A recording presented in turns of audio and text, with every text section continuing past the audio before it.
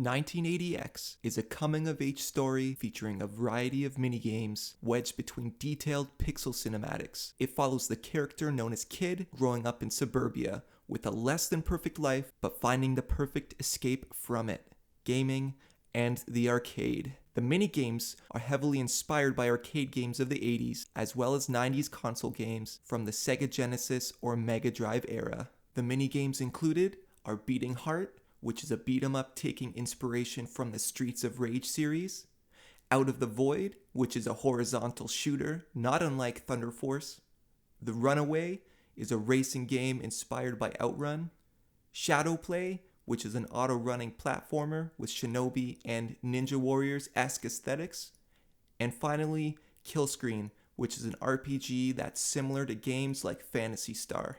Beating Heart sees you walking to the right as you beat up a handful of different thugs. You have your man with mohawk, woman with knife, motorcyclists, big brutes, and more walking the streets for you to take your rage out on. There's really not too much to this. You have your attack button, which sees you pulling off punches and kicks, jump button, which can be used to do a flying kick when pressing the attack button once airborne, and a special attack, which is a spinning kick, which does use up some of your life when performed. This is done by pressing attack and jump simultaneously. You can destroy barrels and telephone booths in hopes of finding a health pickup or a baseball bat for increasing the rage you induce on the streets. It was disappointing that you couldn't hit the knives or bats out of the enemy's hands and use them like in other beat-em-ups, but overall I enjoyed this one and wished it was longer and more fleshed out.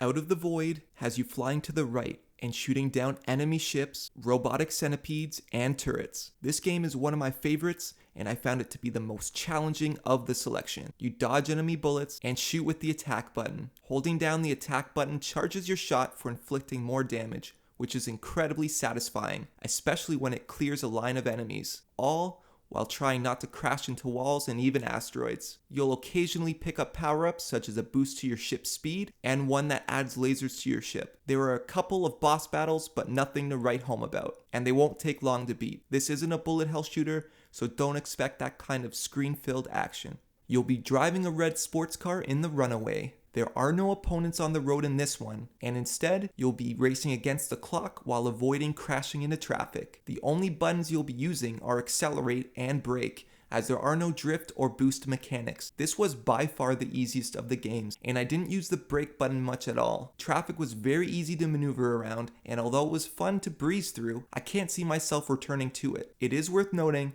that there is some character narration during the minigame, and if you do end up returning to it, the narration will always be enabled. In Shadow Play, you'll be auto-running to the right, defeating enemies, collecting blue orbs, and avoiding environmental hazards. You can slash with the attack button, slide when you press down on the D-pad, and jump. I'm not a huge fan of auto-runners, and I feel like they're more suited for mobile devices. Since a touchscreen is less precise than a controller or keyboard, it makes sense to give the player simpler control schemes. It's way more intuitive than a touch D-pad, but it feels like mobile auto-runners are less fun because you have reduced control of your character, an understandable handicap. Thankfully, even though you are constantly moving forward, you can move around with the D-pad to avoid obstacles similar to the bike section in Battletoads. Kill Screen is the final and weakest of the games. In this game, you navigate through a maze, defeating enemies, and you complete the game once you've slayed the 3 dragon bosses. This plays out like a traditional turn-based RPG. You have 3 attacks at your disposal: beam, slash, and hack, as well as a healing ability. The enemies you come across are vulnerable to one of your attack types. For example, androids are weak against your hack ability. Exploiting their weaknesses is a necessity, since some enemies can quickly drain your HP. There is no attack stamina bar in this one, so you can use any attack as much as you like. The health ability can only be used once per fight. You will eventually level up your character and start breezing through battles and defeating the 3 dragons. I did not like this one. It was too basic and over too soon. Having unlimited stamina for each attack meant there was nothing stopping me from spamming the attacks that were super effective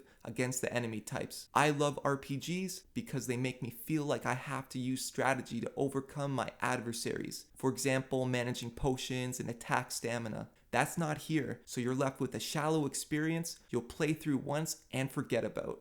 The soundtrack for every game is fantastic. The guitar and synth-driven tracks mixed with chiptunes will likely leave you wanting more, with Beating Heart's The Final Fight,